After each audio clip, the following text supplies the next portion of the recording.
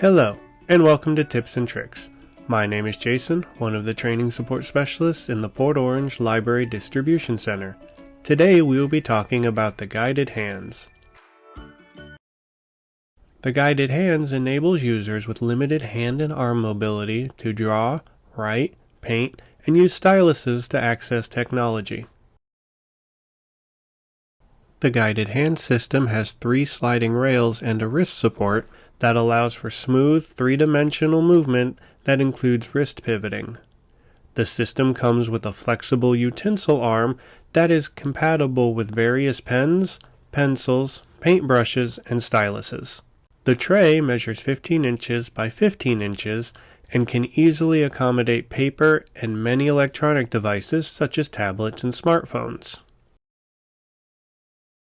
The flexible utensil arm can be attached to one of 4 handpieces, a small and large round handpiece, and a small and large flat handpiece. These handpieces are ambidextrous with an option to attach the utensil arm on either side. This system allows for levels of customization to match each user's needs.